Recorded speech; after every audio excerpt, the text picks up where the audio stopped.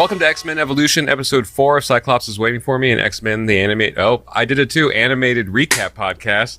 I'm Rod, I'm a musician, but more importantly, I'm middle-aged and woken up from a midday nap. So usually I'd blame my incoherence on just me and possibly being drunk, but I can't even do that anymore. I'm just really foggy right now, and I'm in charge of this episode's breakdown, so this is going to be fun. And I'm JC, and at the time this episode goes live, I think it is in the last 3 or 4 days of me being in my 30s. I think this posts right before my 40th birthday.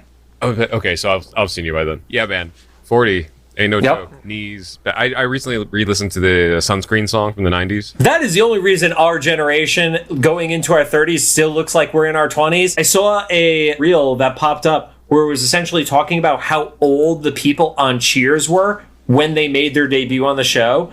And you look at how old they looked. Rhea Perlman was 35 years old. Cliff, the mailman, was also 35, 36. He looked like he was 55. I don't understand what was so different about the 80s to now, but I'm just going to go with skincare was very, very different. Skincare, and also what is perceived as old evolves, I think I saw someone talk about this. The reason they look the way they do is because that was the style of the time when they were young, and then it became old as they got older. And I think the closest thing for us right now that we're seeing is, and this is no hate because I have a lot of friends that are this guy, but the guy that's my age, or our age, that's going into their 40s or in their 40s, that was really into punk rock in their 20s or teens and still dressed that way. I feel like that is the old look now. The guy wearing the skater clothes. I mean, I'm in this age group, so I don't completely know, but I don't see kids dressed like that now. I can definitely see the punk dad. Okay. Interesting. Look, and I wonder if if Gen Z, for some reason you're listening to this, do you look at that punk rock dad and be like, yep, old dude? We're not going to get Gen Z listening to this until we get to the Wolverine and the X-Men series. This series, we're still safe. Gotcha. This is still the millennial series. It's just the younger millennial series. Yeah, I actually mentioned to John before recording, I talked to my brother who's 5 years younger than me a couple days ago, and I was like, Peter, did you ever watch X-Men Evolution? He's like, oh yeah, man. It was a great follow-up. And I was like, yeah, that makes sense, because he was still in high school, and I, gone to college for music, so I just lost track of the world at that point. Right. And he confirmed what we suspected in our first episode, where he said, yeah, it was one of those shows where, geeks weren't really acceptable, weren't popular. Accepted. Yeah, accepted. Yeah. And it wasn't really popular at the time. So I was a geek, I love the comics, so I watched it, but I didn't talk about it to anybody. Okay, so that's pretty much what we suspected the first episode, and you kind of confirmed that, at least in our circles. But he said the same thing. Another friend that we have that's hopefully going to be on the show later on, that they're like, yeah, we love this show. So I think it was well loved, but in secret. Yeah. Interesting. Well, Cyclops is Waiting for Me is our weekly podcast series. We're going back and watching every single X-Men animated episode that we can find, along with some various bonus episodes of things that may be X-Men cartoons, maybe X-Men in other cartoons, maybe X-Men video games, as soon as Rod can get his car working and come over to my house with the Retron. Our series first started with the original X-Men 92, the animated series. Those aren't the right words in order. Building up to the release of X-Men 97, which as of right now, the rumors are pointing out are not going to be out later this year, but actually early 2024. We don't know for sure. Those are just the rumor mill. But since it's not here yet, we needed to find other stuff to go through and do. And some quick reminders. We're a recap show about a series that started over 20 years ago. There will be spoilers. If you don't want to spoil it for you, pause the podcast, watch the episode, and come back. We'll do our best to avoid mentioning anything about future episodes, which in this case, we haven't seen anything beyond this episode yet. So no worries there, unless we're psychic. And we're currently not sponsored or affiliated with Marvel Animation, Disney, or Disney Plus in any way. But if any of their competitors want to reach out. All right, we shouted out Paramount Plus in the last episode. Who's the other competitor that we should be? Netflix. If you want us to talk about your cartoons, we're whores and we will do it. Yeah. Don't forget to follow us on social media at Cyclops IWFM Pod on Instagram, TikTok, Twitter, and Facebook. If you are following us, you would have just seen, by the time we're recording this, we posted the final reel from the episode that came from Eric and Julia Leewald, who was the story director and writer for X-Men, the animated series. They joined us for the Graduation Day episode, which was awesome. Yeah, there's a series of clips that you can watch from that. Rod went crazy cutting clips. So if you want to support the show, we have affiliate links in all of our uploads. And because this is X-Men Evolution, we have stuff from X-Men 92, we have toys, and I will find X-Men Evolution stuff. Don't watch it on Disney Plus if you don't want to support the mouse. Just go and buy the episodes off of Amazon and still inadvertently support the mouse, but it also directly supports us. Yeah, or click our link and then buy something else. Like that's true. Amazon doesn't like when you say that, but they don't listen to this podcast. So yeah, or if they do, I'll be at VidCon. You can come talk to me about sponsorships. Like you. Nope. Are there not? Literally, this is in the past now, Rod. This is coming out in July. No, I have faith that Jeff Bezos already has a time machine. So you have to upload it, Rod. Now onto the show. Today we're going to be talking about Season 1, Episode 4, titled Mutant Crush, which is a little bit of a mean title. Now that the titles are actually starting to get coherent. Yeah, the first 2 episodes were not great titles. I don't think anybody can make the argument for those 2. But now they're like, oh, okay, these work. Then the last one works. This one's like a little bit mean-spirited, but we'll get into that. It aired November 25th, 2000. And wow, like Thanksgiving? What a time to drop a episode. And currently sits at a 6.9 star rating on IMDb. I guess that reflects deciding. Do you remember that the 25th landed on a Thursday, or are you just making assumptions? Oh, I just meant like that week, probably. Okay, yeah, okay, got it. I was like, that's a very weird superpower to remember that, Rod. That'd be my luck. What day of the week was? What if it was a Thursday? There's no way it's not, because every one of these has been 7 days after the previous one. It's got to be the Saturday. It is Saturday. Okay, good. Yeah. Oh, I forgot. Yeah, we're talking about Saturday morning cartoon. I was like legitimately worried that you had some Rain Man shit going on, and this is how I figured it out. This is my rogue moment. Cody, no. Right. We always say this, even though this is the year 2000, this is basically a 90s show still at this point. So it opens up with a monster truck rally.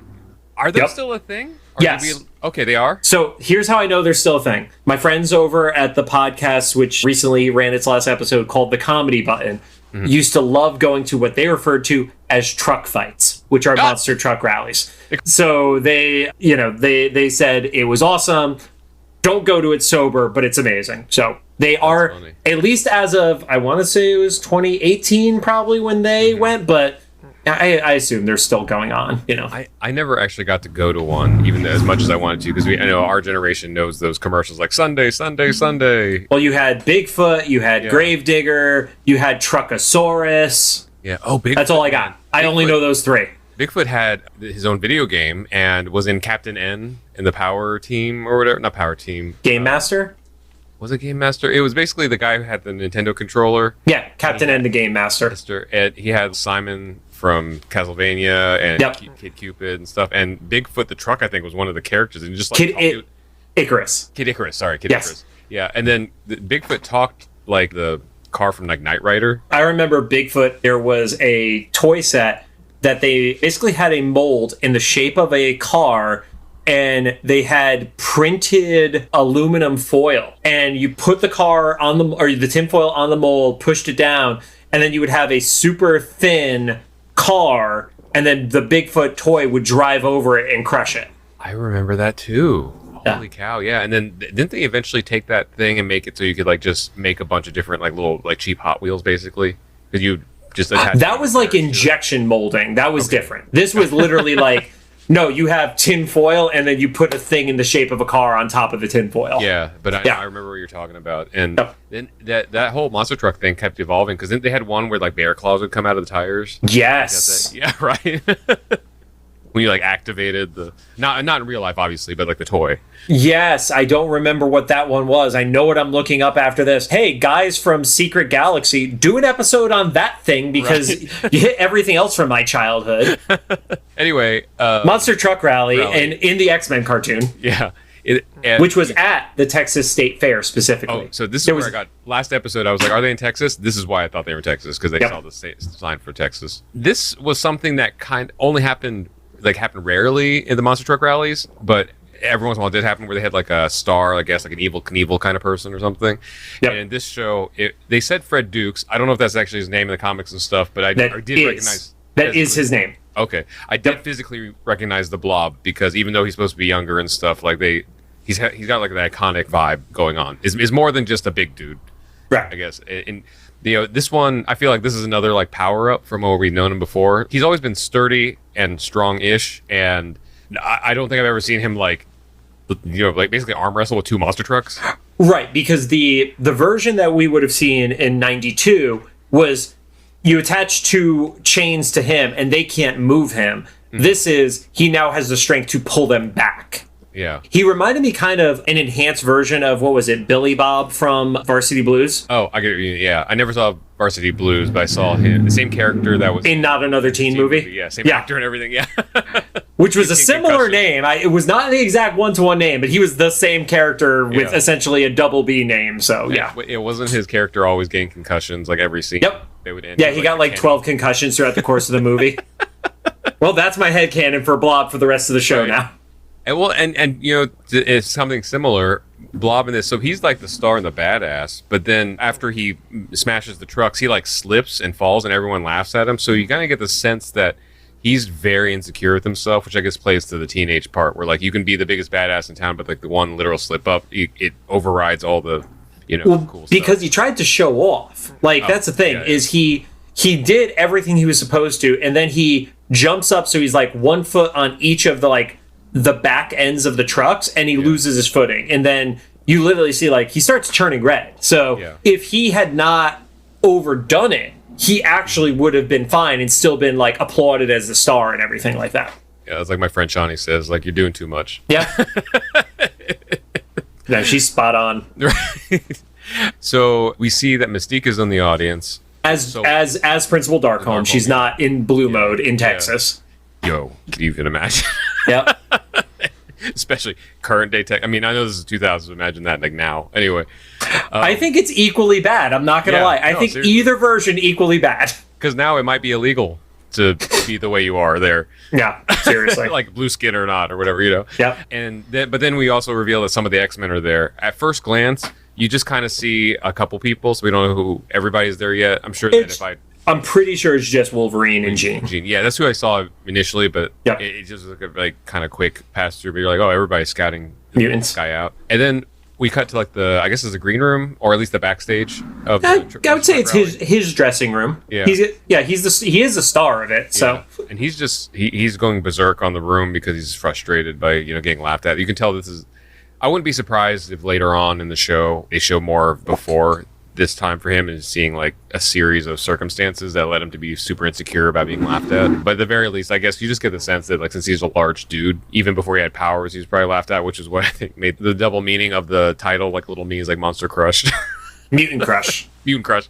Not Monster Crush. Monster Crush, different series. Yeah. You have to go to the other website for that one. The Mutant Crush, because it's like Rule 34? Yeah.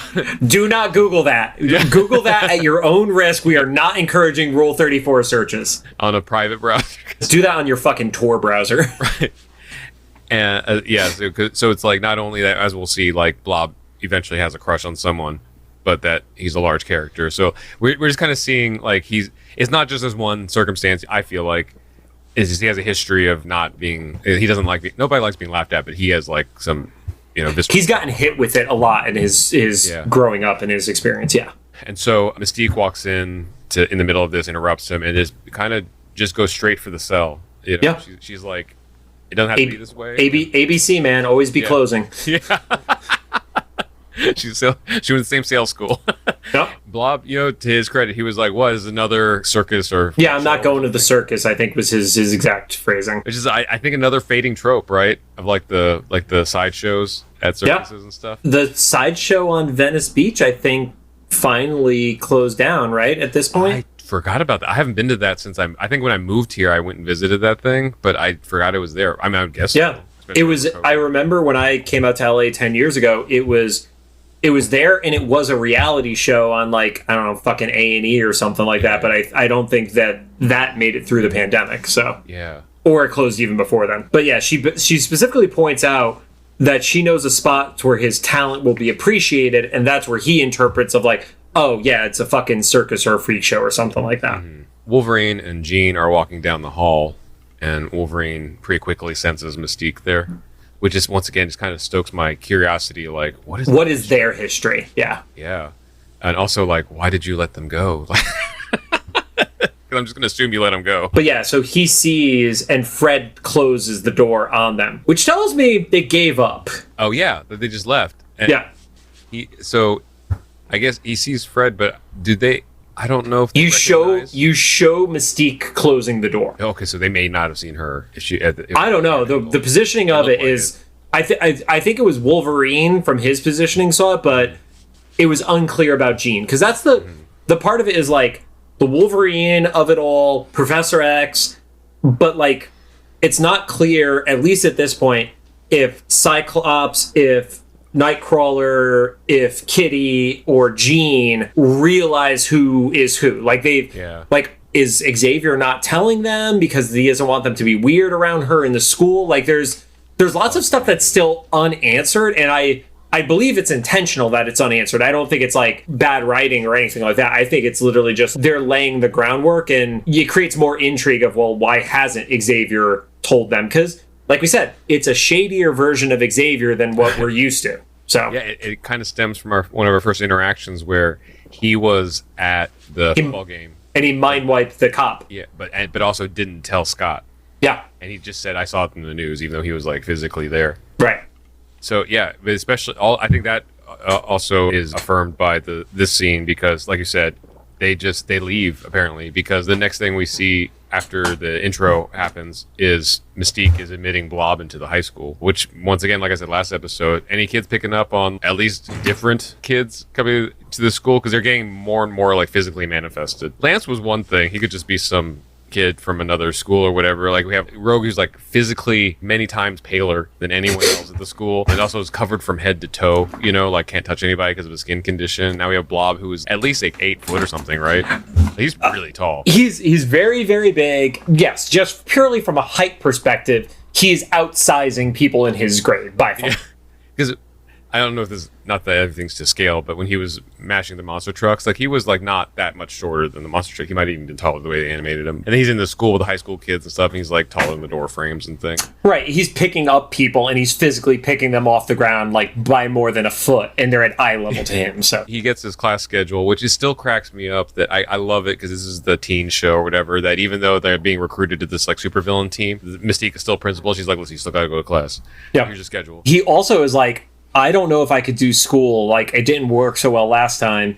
Yeah. And she's like, well, there are advantages to the fact that I am the principal. And I guess they're keeping with the version of the Blob that's like pretty dumb because he can't figure out how to read a schedule. Which is most versions of the Blob historically. Yeah, that part I will say is fairly consistent. And also, I don't know how high school is now for kids, but not that he's smart or anything. At least by the time I got to college and stuff, schedules could be pretty difficult to read depending on how they formatted them. I remember in college like registering for my classes, and I had physically to go between offices to register for classes to get paper signed off. And sometimes the courses would fill up by the time, so it would be a full 8-hour day of trying to register for classes. We did it all online, man. You got fucked on that one. Oh yeah, no, totally. And what was weird was like we were partially online anyway. I think it was just one of the things that hadn't been upgraded yet. But even without that, depending on how records win and stuff, it might be kind of difficult to read your schedule, especially if you had, my high school had like flex scheduling sometimes. Different days would be different schedules. So right. To his credit, it may have actually been a little bit more challenging than normal, especially if you didn't do good at high school before. And he like grabs like he goes into full bully mode. He grabs like the first kid, which you find out is Duncan. Yeah, Duncan from the first episode. The quarterback. And he's like, hey, where am I supposed to be next? And man, Duncan, he's got some cojones on him, man. Because he's being lifted off the ground, and he's just making fun of him. Mm-hmm. He say like the freak show or something. Sideshow. Blob tosses him, and he's getting ready to murder him with a locker. Yeah, like he picks up, and I know we have some psychopaths like Joe Russo who listen to the show without watching the show. It's not like he picks up one singular locker. It's like the block of lockers that's like 7 of them next to each other. Yeah. But even if it was just one locker against a normal teenager's head is going to cave it in. So that was going to happen, and then Jean saves him and apologizes for Duncan. That's where we find out it was him. Still unclear what Jean's whole thing with Duncan is, or maybe she's just free agent, And I'm going to go with free agent. Like what you said last episode, she's very empathetic and helps Blob with his schedule very patiently. Under the guise, though, that we find out a little bit later that they've kind of been informed that they're trying to recruit him as well. Well, she was with Wolverine in Texas, so she knows that he is a powered person. I think, unlike maybe an Xavier aspect of it, I don't think she's doing it in a sinister way, but I think she has to at least keep like a little bit of an air of, well, I can't say that I know who you are because then it's going to creep you out kind of thing. Yeah. Which isn't totally honest, but it's also like she's being dishonest for the right reasons. She's being super nice to him. She helps him out with his classes and stuff. But then, unfortunately, she kind of walks into like an incel trap, essentially, where she's a woman that's nice to a guy that's super insecure, and that doesn't play out well for her. Then we go to drama class, which I know we've joked about this already. I guess theater kids write these episodes, so we always end up in these situations. I didn't have drama class, so this was an unrelatable situation for me. But they're being paired off to do. We didn't have drama class. We had drama club. So there was we were never taught this stuff. We had English class, and that would be it. So they were being paired off. I think they said randomly. Those of you who haven't picked a partner, I'm going to randomly assign. And it basically looked like his random assignment was, oh, those two people are closest to each other. Yeah. Also, they're the strange ones. Like, the kid wears sunglasses all the time, and she looks like she's never seen the sun. Yep. It's two people that are scared of the sun. That was the pairing. It was a very judgy theater teacher. I was actually wondering, like, oh, are they going to give him one of those scenes where they're going to have to, like, make out or something or be romantic to each other? Because they kind of did. Yeah. So they get paired, and everybody's making fun of Rogue under their breath. They're just like, she hasn't said a word since she got here, and she's that weird kid or whatever. I think even Scott looks back. He's like, "Are you okay with this?" Yeah, and she's like, "Yeah, I'm not afraid of any of you." And he's like, "I didn't ask if you were scared of me. I just asked if you're okay." Yeah. Progressive for 2000 to be, base level consent for something like a Shakespearean scene or whatever. But then also she's like, yeah, I'm fine. I could take care of myself. Just make sure your weird friends keep their distance, which I also get because she went through a pretty traumatic, wasn't even like a full 24-hour period. It felt like it was like less than half a day when all that shit was hitting the fan with her. So this was the first bit where I was like, she does remember him. Yeah. And what happened. So now we know, like, now I know what context of mindset I have to be in for the show. It's like that. I don't know if it's strictly 2000s, but I know it happened in the 2000s. Was these shows where, like, everyone's enemies in real life, but once they get into class, they're like a truce. Like they still do that. That was the majority of Riverdale, I'm pretty sure. Okay, gotcha. Yeah. Because you remember that movie Sky High? Never saw it. I was like, oh, really? I mean, I'm not saying it's a good movie, but I like watching it. It's fun. It's, teenage superheroes, but similar thing where like the supervillains in the same class as you. Why would we want to talk about teenage superheroes? Right. But I really liked it. The big bad was also in class with them and stuff, and the other enemies, the sidekicks and stuff. And they were all just like normal students. They said they had like weird little tricks in class, but as soon as like the bell rang, they're like, "Let's go fight!" Dragon Ball style in the sky. It was like, sure. So this is the universe we live in, where Cyclops tried to murder Rogue, or in her head, try to murder her. And then she's just kind of like mildly annoyed with him while in class. Oh, I was right. In the last episode, I made a comment about this. So we find out Scott's buddy's name is Paul, and I put Paul sucks. And then we cut over to the cafeteria, and my comment is Kitty is still a bitch. Oh, yeah. She went from being like traumatized, or maybe this is her trauma response. She went from being super traumatized to just like, super, I don't know. She's kind of a bitch, but just like, I don't know, just... It's hard to like annoying. Kitty so far. Yeah. And I'm hoping there's an evolution to this character, because this version of Kitty I do not like, because I love Kitty in the comics right now, especially her whole, like, I'm a marauder, the fucking badass pirate, Kate. This version of Kitty I am not feeling right now. Blob is just being gross with the lunch lady, which is an interesting note, if you don't know the context. This was I feel like a 90s timed comedy bit. Where he's like, load me up, and he pushes his tray over, and she starts getting a plate. He's like, we won't need plates. And then she just piles on a bunch, like, food that I don't know why that combination would be in a high school lunchroom, but it's like that comedic, like, Scooby-Doo makes a sandwich. Right. It started out with things that looked like different colors of gruel. Yeah. But then all of a sudden it's like, oh, there's 2 giant foot-long hoagies next to a cheeseburger and stuff like that. He goes to sit down. Everything's so awkward.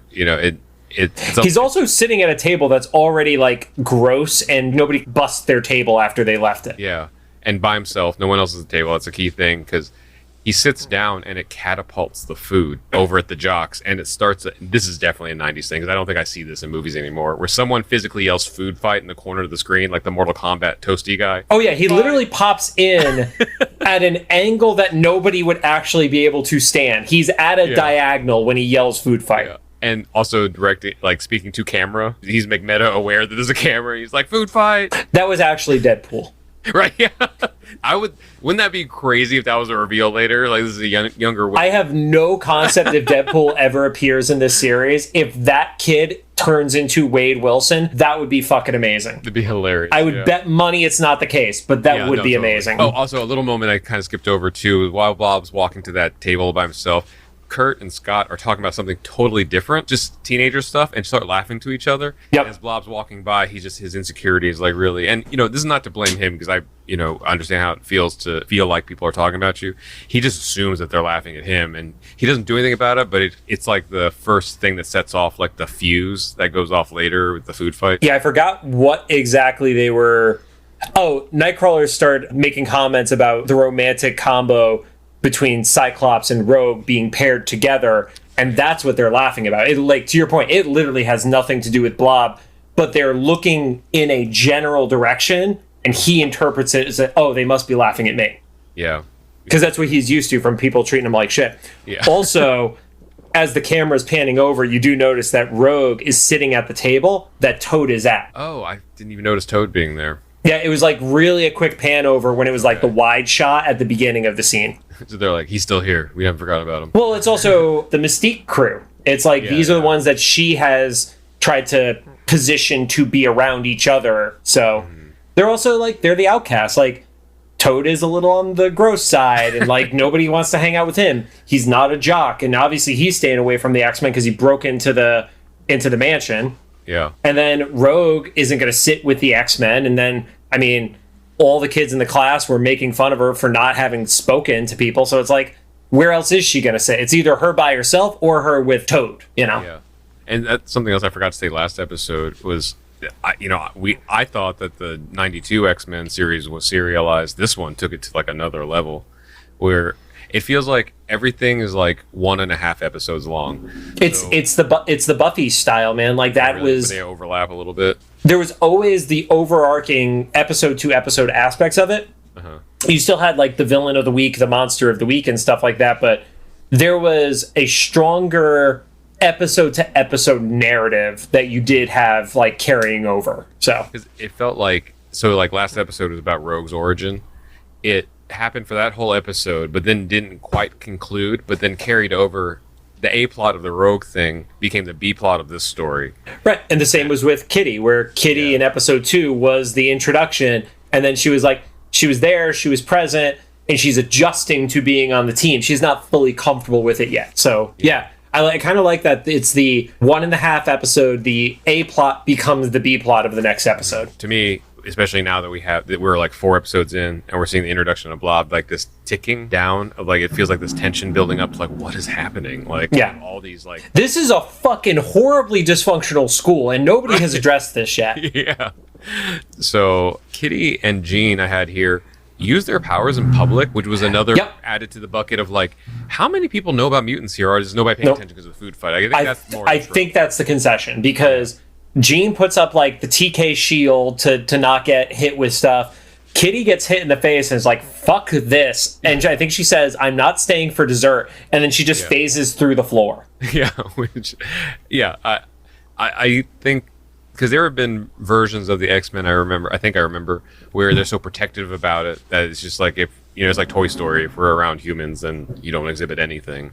And then like I don't know, so again, these are also the shitty teenager versions of them. Yeah, so they're just kind of like rebelling or whatever, or they don't care. Actually, probably not. This is the 90s. So it's oblivious. I don't think it's even like not caring implies like they're just like, oh, it's fine, it doesn't matter. I think they just don't even realize they're at risk when they do it. Yeah, because I was going to say I wouldn't be surprised if it was just apathy, because I think that was like probably the characteristic thing that came from our generation. Is like maybe we're a little like too apathetic about things, but yeah, it's so wild that these characters are essentially the same age as us in this, except for Wolverine and Storm. Everybody is like running out of the building, and then Blob just picks up a table by the leg and is swinging it. It's like, well, that escalated into a full-fledged riot really quickly. Yeah, and he gets some food splashed in his eye, so he's kind of blinded. Jean starts approaching him to calm him down, and he slips, and he just is like, well, gonna murder somebody again, which he's trying to do twice in his first half day of school. He's got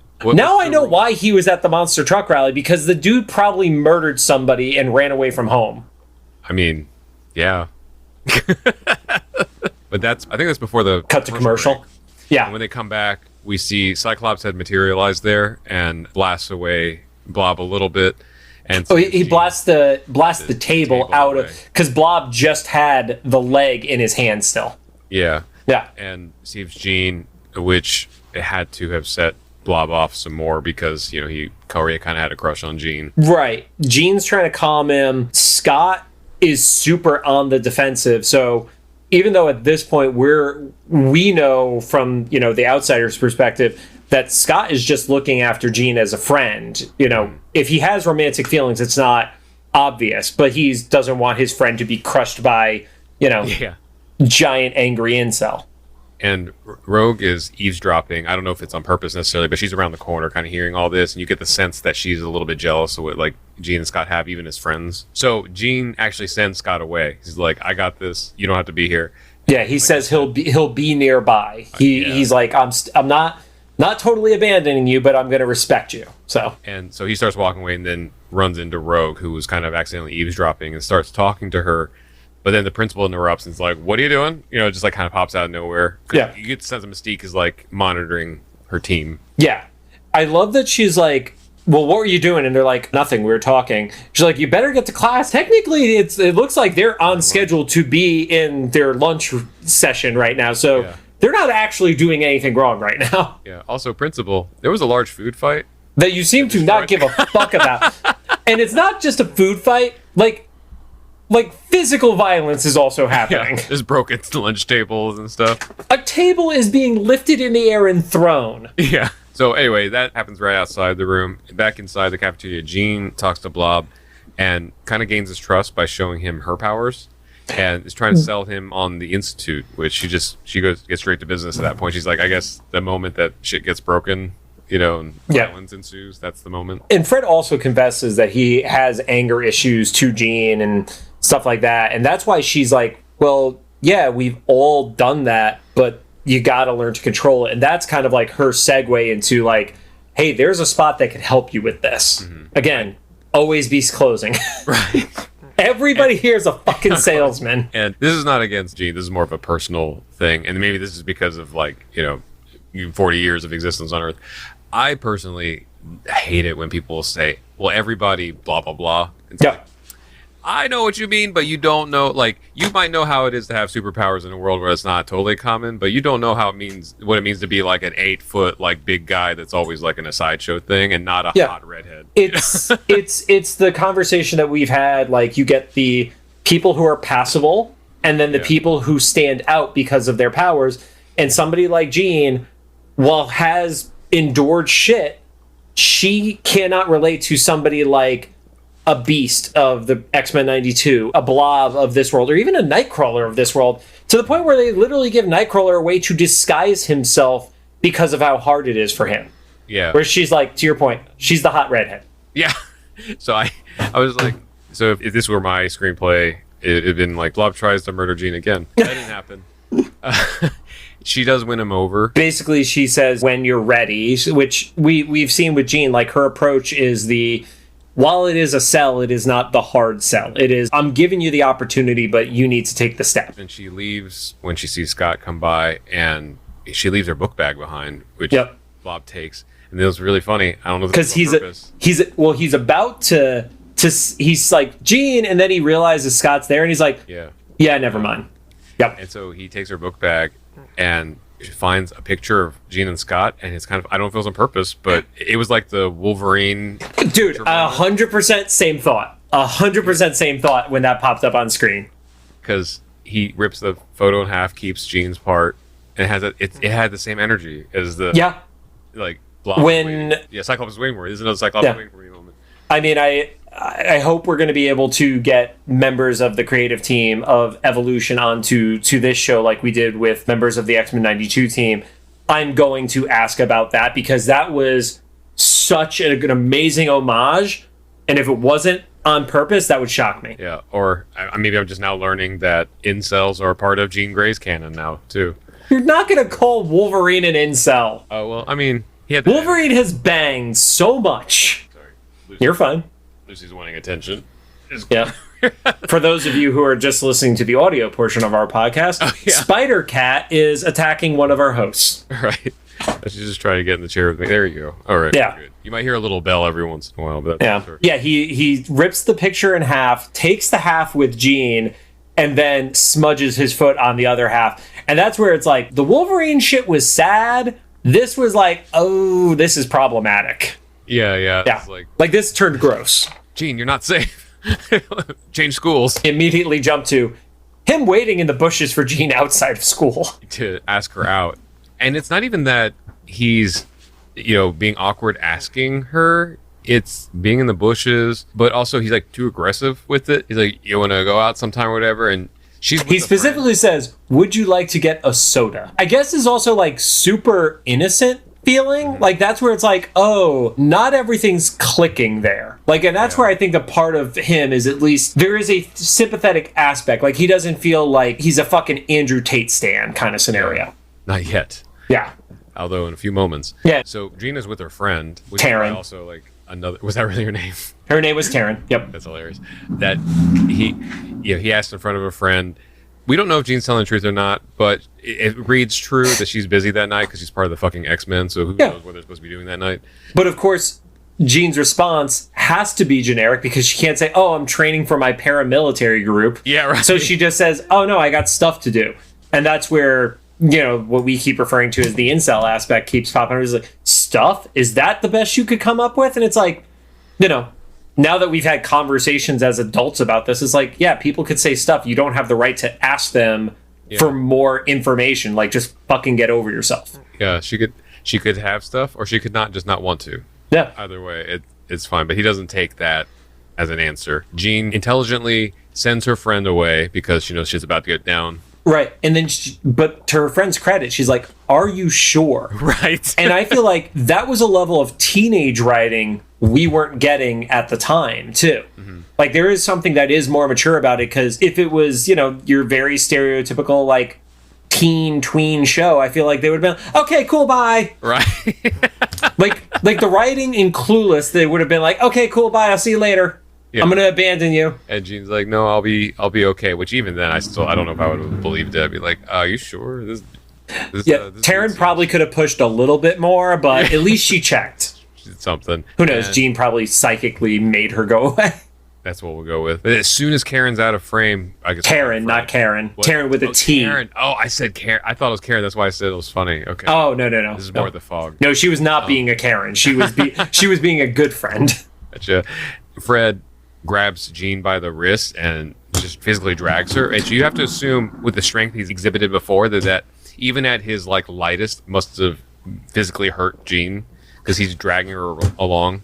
Or it's just such a lock in that she just can't pull out of it because she starts to struggle to pull back. He tries to force her to go with him on a mandatory date. He's dragged her to the backside construction of the high school, and so there's scaffolding and cinder blocks and stuff, and Jean's decides to just use anything at her disposal and starts attacking with construction supplies and cinder blocks and stuff, and literally hits him with cinder blocks in the head, and it does nothing to him, which I don't think we ever got that impression with the Blob in the previous animated series, because he was big, but he was never taking damage. It would just be oh, you couldn't move him, Yeah. Or I think they always use his belly as the deflect stuff or whatever. But somebody's hand gets stuck in how gross he was. It backfires because the scaffolding collapses. I thought Blob was going to shield her. I guess he kind of does, but not really. She gets knocked out through all of it. It shields her from massive bodily harm. Yeah. She does get concussed though. It knocks Jean out. So if we weren't already not okay with Blob, this next moment, Jean wakes up tied up. So he wasn't even doing remotely the right thing of taking her to safety or something.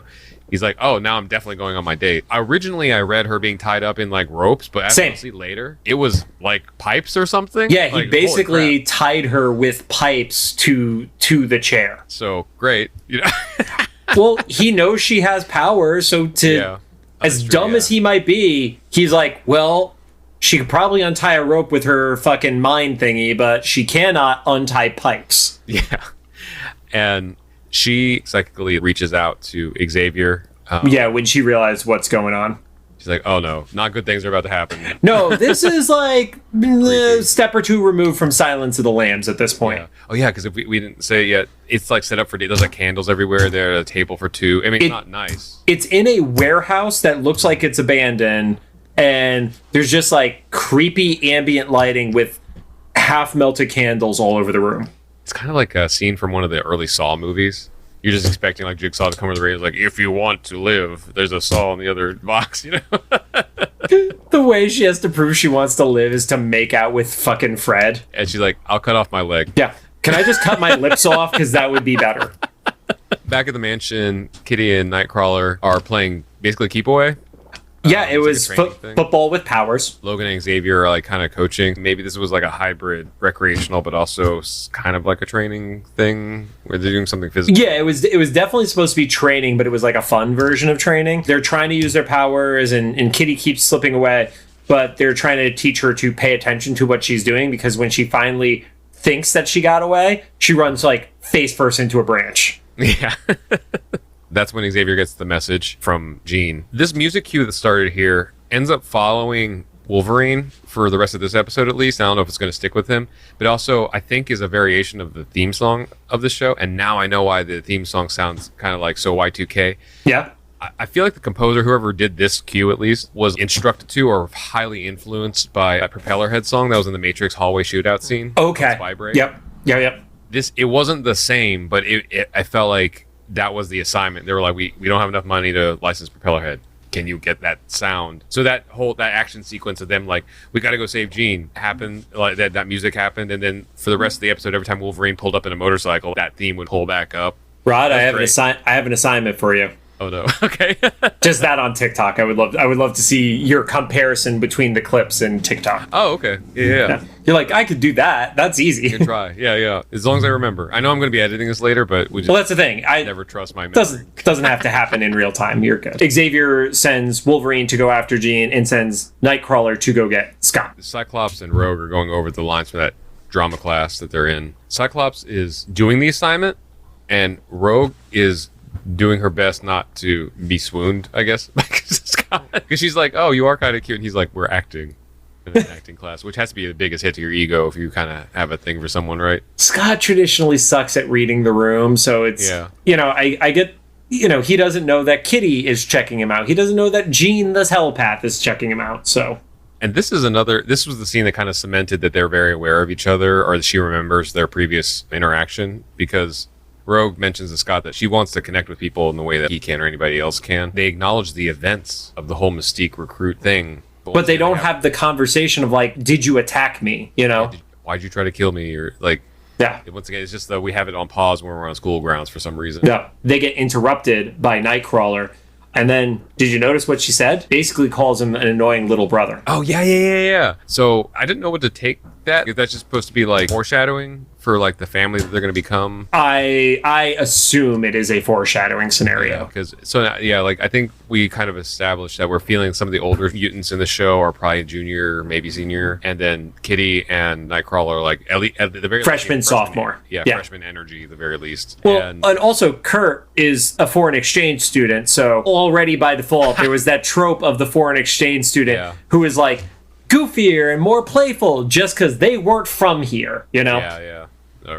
Once again, not another teen movie thing. Except in there, they were always naked too, right? Well, yes, because it was based off. It was based off of Nadia from American Pie. Yes. Gotcha. And so Nightcrawler tells Scott that Jean's been taken, and that like flips a switch, and Scott, he's like, "All right, boots up." I don't know what that. Wheels up. But he also accuses Rogue. He's like, "Did you know?" Yeah, so that's part of this conversation. He takes like that truce off of school grounds. He's like, wait, so you're messing around with like the I don't know if if he references Mystique or not, but he knows that she's on like a troubled side of things. Well, and it's one of those things where like I think it was just passive and you didn't notice the way they were sitting in the cafeteria. Mm-hmm. He's associating her to Toad. But then we have the nerdiest line of the fucking episode. They're like, all right, cool, whatever, we'll deal with you later kind of scenario. And then they're like, teleported to Maximum. Aye, aye, Captain. I'm like, I'm 99% sure that is a Star Trek reference. Yeah, that's hilarious. So Rogue is just like by herself now. She's like, what the fuck am I doing here? Like, this is kind of like the look she gave. Yeah. It's like, I could be in Mississippi, but no, I'm here with all these other fucking weirdos now. Right. We see Wolverine is at the school, does his smell check. Again, this Wolverine, he's a fucking tracker, even more so than the previous series version of it. So he knows that they were there, and he identifies, okay, Blob, definitely with her right now. Xavier's briefing the X-Men on everything that happened at school, and for some reason they haven't pulled them out of school yet. And he's like, we don't know exactly where they are, but here's the general vicinity. Yeah. And I put that they roll out like they're the fucking Autobots, where cool, you two of you are in one vehicle and the other one is going the other way, so just go find them, I guess. Yeah. I think Xavier's like, I'll be safe here. He doesn't have the hover chair, okay, Rod? Yeah. This Xavier has to deal with more shit than the 92 Xavier. They find it pretty quickly, because the next scene's at basically an abandoned factory, kind of like a warehouse or something. And that's where Blob has been forcing Jean to go on this date. She even says, like, you can't force somebody to like you. And he says, but I'm the strongest. And it's like, holy fucking Andrew Tate energy off of that shit. Oh, yeah. Like, that's where it was like, oh, now you've gone past that point of like, oh, you made a mistake. The empathy to you've had a rough life can only go so far when you've gone down that road, Yeah. Or even, I'm totally going to subtweet somebody here. Yep. One of our friends had a run-in with another person that you've probably run into too, that was like kind of in our circles of people, that they went on an inflammatory rant on Twitter that has since been deleted about how since he has been financially successful and stuff, like American women owe it to him to like have his babies. Oh. And so literally Andrew Tate energy. Yeah. And so our friend was like, what the fuck, dude? Like, we've known each other for, like a decade. And yeah. Like, why would you say that? And I think it was that frustration where he was like, I have worked hard to become this success. I support my family. We're like, none of that has to do with a woman letting you put a baby in them. Like, that's not a...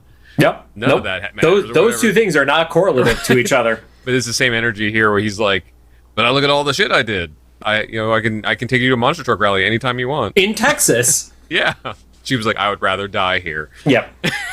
And then he's like, okay, well, I've got a surprise for you. And then that's when Wolverine arrives. Yeah, and so Wolverine and Blob fight. I don't have much to say about it. Wolverine literally is like, I'm here. And Professor X is like, cool, wait for backup. And he's no. And this is the Wolverine that we know. This is the Wolverine that we know.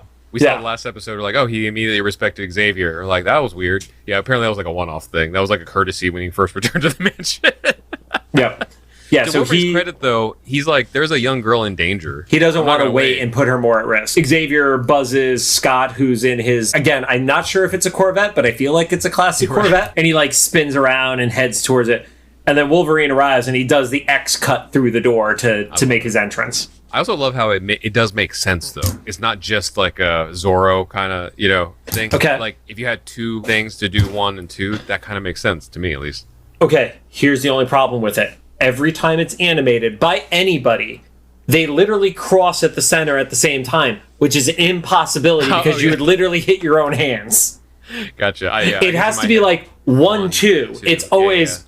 Somebody needs to animate the other side of that, where he like just impales himself and then regrows a hand or something. He just cuts through his own hand. Yeah. He's like, I heal, man. I wanted to be cooler. We don't have any animation fans. Come on. We have some awesome people who comment on our stuff and, will interact with us on YouTube and Instagram and TikTok. They'll yell at you. We have not gotten somebody who's like, I'm going to do fan art of the dumb shit Rod and John say. Right.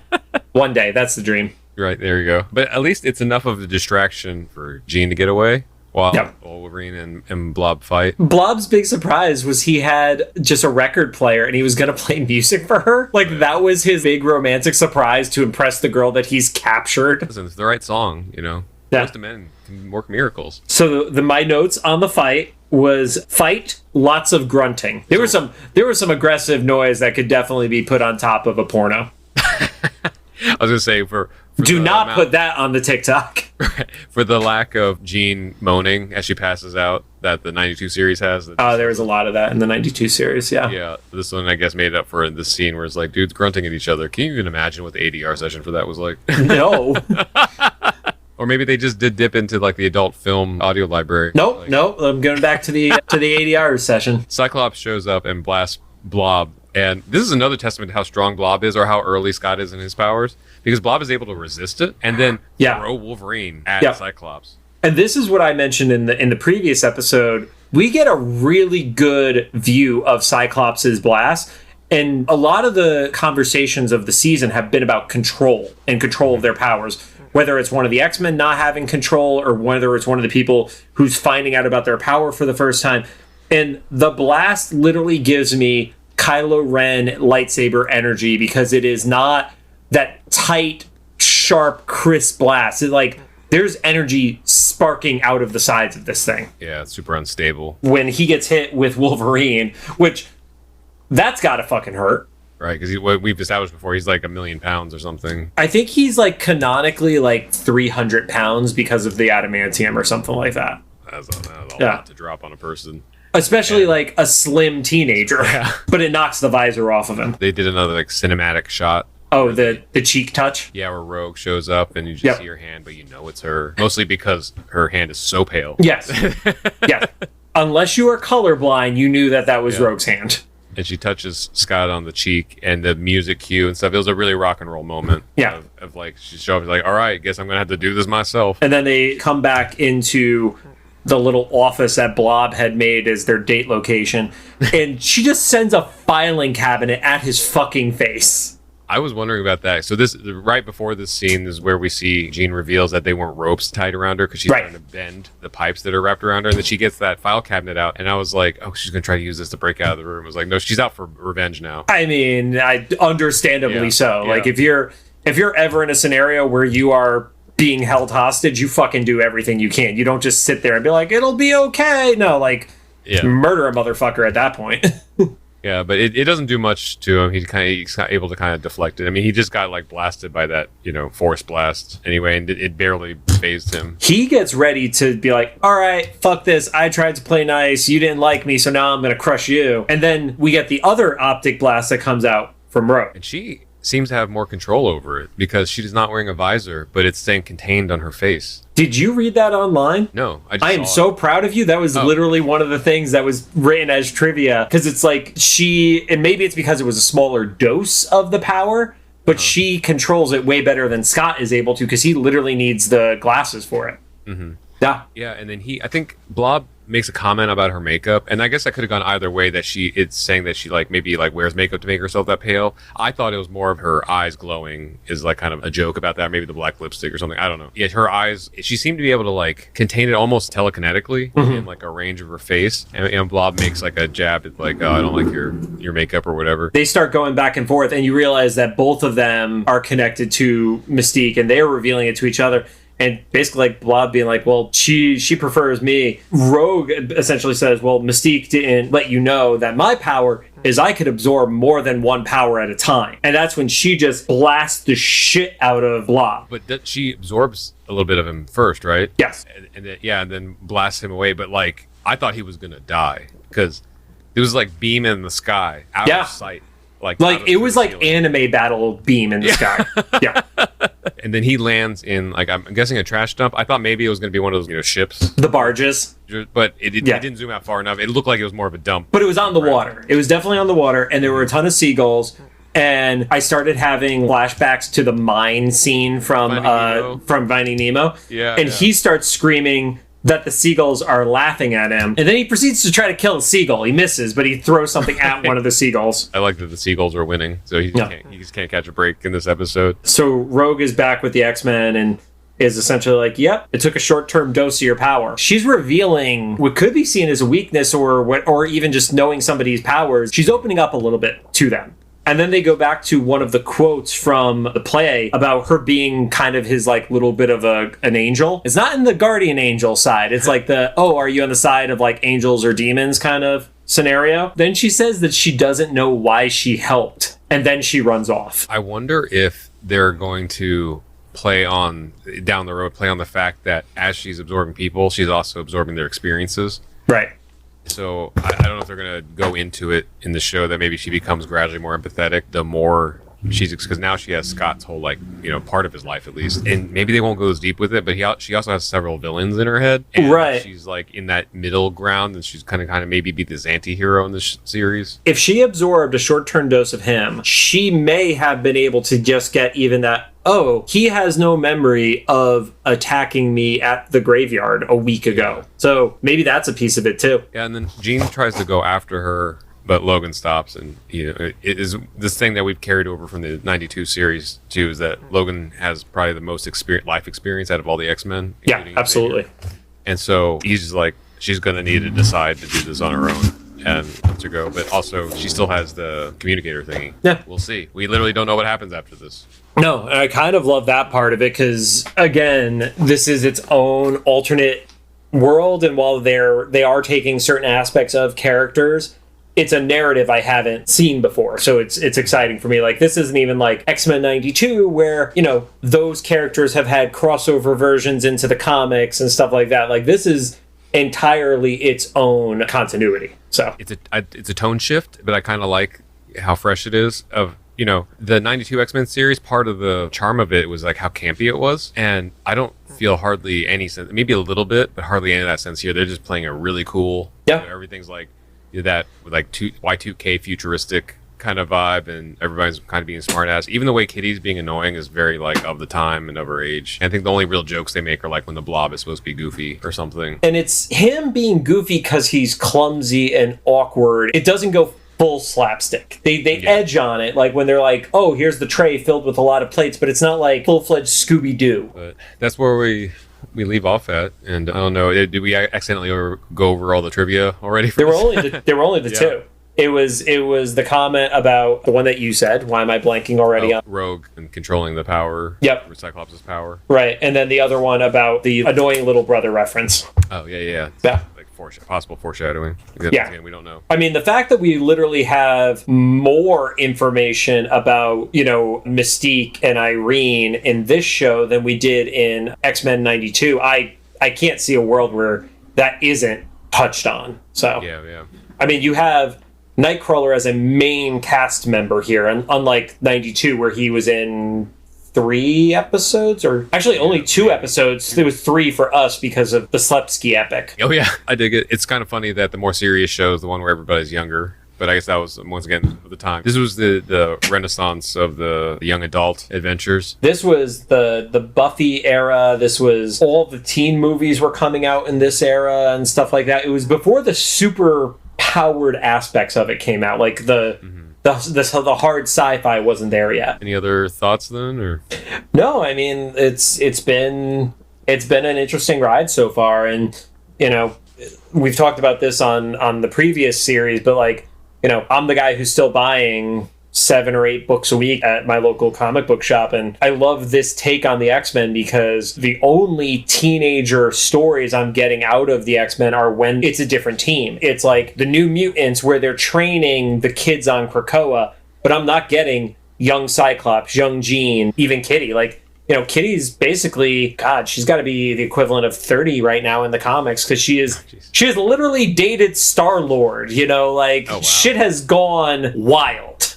World, man. Yeah, Kitty dated Star-Lord in the comics. Maybe we'll get that in the future of the MCU. We don't know. I mean, he's still there, you know. Yeah. Well, I guess tune in next week because you'll learn with us what happens. I'm liking the show myself as well so far. So thanks for joining us. If you have any thoughts, make sure to drop them in the comments. I was going to take commercials for some reason. Man, it is the end of the night. Drop them in the commercials for this episode. Yeah.